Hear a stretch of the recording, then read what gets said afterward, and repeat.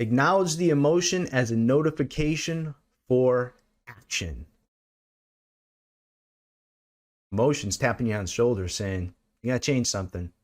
Either change how you're viewing something or how you're doing something, right? Viewing or doing.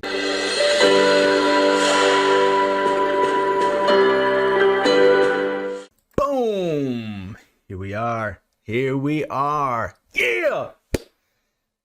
Internal drive. Unleashing our internal drive today. Yes! That's what we're doing. Who's ready to rock and roll? Give me a thumbs up. Give me a hello. I see you all hopping on, which is a beautiful thing, but I don't know who you are. Starting my day with appreciation. Today is my birthday. We're chalking up another notch today. Yay! Yay! So I'm celebrating. I'm starting my appreciation with I appreciate being alive every darn day. I appreciate being alive. Today is although there's another number on the board, totally appreciate being alive and being surrounded by such warm, beautiful, empowering people all across the globe, literally in my life. I love you. I appreciate you. Thank you for being you, each and every one of you. You're a gift. You're a gift to me, and you're a gift to this world. And I thank you and I appreciate you so much. So today we're moving right into the internal drive experience. What are we doing? What are we doing? We're talking about our emotions, right? We've got 5 things to talk about on this emotions checklist. So let's keep going through it. Now I'm repeating these checklists because we have certain patterns that are ingrained in our unconscious mind. So the reason for the repetition is the mother of skill. And if you're new here, we're talking about each piece of the book, Unleash Your Internal Drive. So you can unleash your internal drive, or increase your internal drive. You don't have to be stuck to get this. Most of my clients are stuck when they come to me. They're not sure why they don't follow through. And we discovered that. But if you're not optimizing your drive, if your drive is maybe here and it could be here, you could raise your standards. Well, hey, this book's for you. Maybe you're just a little stuck somewhere. So this is an optimization tool as well. So let's get into it. Using our emotions. Yes, emotions for drive. So who knows them already? Who's starting to really get this stuff? So emotion equals our decisions, equal our actions, equal our patterns, equal our results of our life. Right? I know I'm firing this off to you, but it's true, right? And what did we talk about yesterday? If you haven't seen it, definitely see the replay. Successful people know how to control their emotions. Period. It's not the only measurement for success, right? Preface that, but that's true. We all know that. Today, acknowledge the emotion as a notification for action. Emotions tapping you on the shoulder saying, you got to change something. Either change how you're viewing something or how you're doing something, right? Viewing or doing. We talked about that in one of the other ones too. The 4th one, create an environment where less disempowering emotions can be present. All right? Because you got control of where you are too. In many degrees. In many ways. Right? And the last piece, practice empowering emotion-inducing strategies. And today I'm going to kind of talk about one of those strategies. All right. So today we're going to talk about acknowledging the emotion as a notification for action. It's when you feel the emotion, right? So many people try to avoid disempowering emotions altogether, right? Like hurt or fear or rejection or anger or guilt. Okay? By turning their back to it, what does that do? What do you think happens when you turn your back to a situation? Right? You think it's going to go away on its own. Right? But the problem is, history doesn't repeat itself, it rhymes. Right? These situations are going to come back to teach you something. That's the purpose of these emotions. That's the purpose for that action signal, right? That action signal, that emotion, right? Because we're all here to grow. And if you're not purposefully growing and challenging yourself, the challenges are going to come anyway to push you to grow. That's the purpose. What's the other thing people do, right? People try to depress their feelings, all right? They feel it, you know, and make it sound like, no, everything's fine. I'm just going to deny it or disassociate to it, all right? And that's a recipe for what? When you depress an emotion, what does that turn into? You know what I'm talking about. And what's the next thing people do, right? Number 3, people use it for competition. Oh, you think you got it, man? Oh, let me tell you about my horrible week. Let me talk to you about my horrible day. And they focus and they push it out there. Oh, horrible, horrible. Injury this and challenge that. And oh man, people can go on and on and on about all the things that are challenging in their life. Oh, you think you got it bad? Well, let me tell you about mine.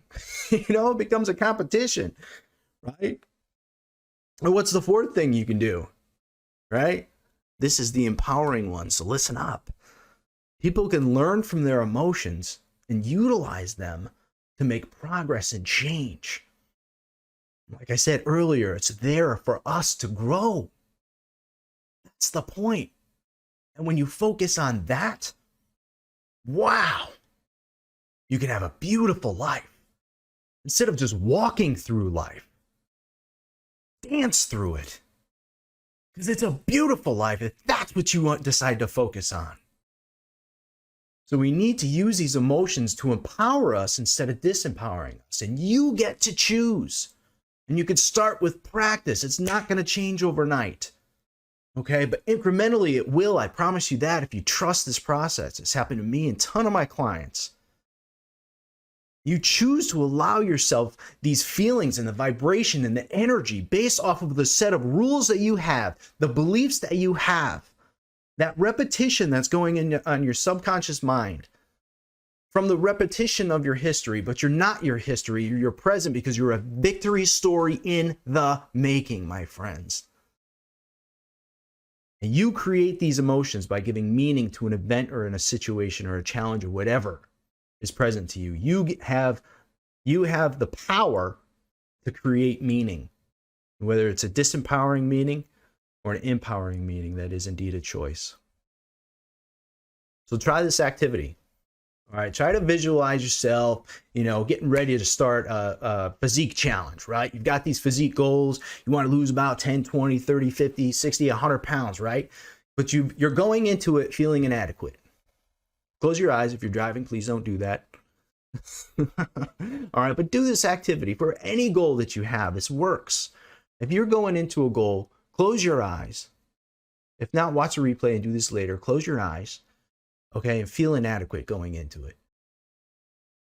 Seriously. You hope that it's going to happen. Hope that it's going to occur. How does that feel? It's got low energy right there, and that's what's going to come right back to you. I don't know anybody that's been successful at doing anything when they felt inadequate doing it and hope that they did it. And if they did, you can imagine that being fun to achieve or achieving it long term because there were no lessons learned along the way. But visualize this. Let's turn it on itself. We're going to do the opposite now. Visualize what it is you want, why you want it. Close your eyes again. If you're driving, please don't. Watch the replay. All right, but close your eyes. Okay. And now, instead of feeling inadequate, swap it with a feeling of expectation. With absolute certainty, you are going to get it no matter what the cost. You are going to get it. Yeah, you're going to find the way. You're going to feel the way. Right? Doesn't it have a different level of expectation? Doesn't it have a different feel to it? And let me ask you this. Didn't it feel like it was actually going to happen once you put yourself in that state of expectation? Right? Yeah, if you did it right. Also, let me ask you this. Didn't you have a choice? Didn't you have a choice as to how you were going to feel? You did, and you do every day and every challenge. And I'm not going to say that it's easy because it's not until it becomes easy, and it becomes easy through practice. And it comes easy through strength and courage.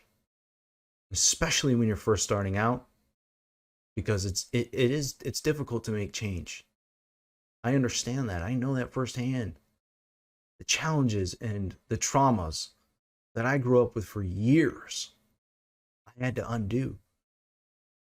And that's the point of my book, guys. It's to create happiness in a life that you deserve, a beautiful life. So what do you do? What do you do when you have this negative emotion come, right? This challenge that comes. Okay, acknowledge it. It's there for a reason, right? It's that, just know that's okay. Hey, this is what Bill's talking about. Oh man. All right. I'm frustrated, or oh, I'm angry, or whatever. Feel it. It's okay. Allow it to occur. You know, just know that it's there to separate yourself from the emotion, right? Once you've allowed yourself to feel it, and it doesn't mean it has to be like, okay, I felt the emotion, now I got to separate myself from it. No, take your time. Okay, give yourself a few hours to feel it. Go for a run, change your state. We talk about this throughout the book. All right, I don't want to get into all the other pieces because there's things that are also different things that you can, different strategies that you can use. This is just one of them. It's not the cure-all. Okay, I get that. So acknowledge it.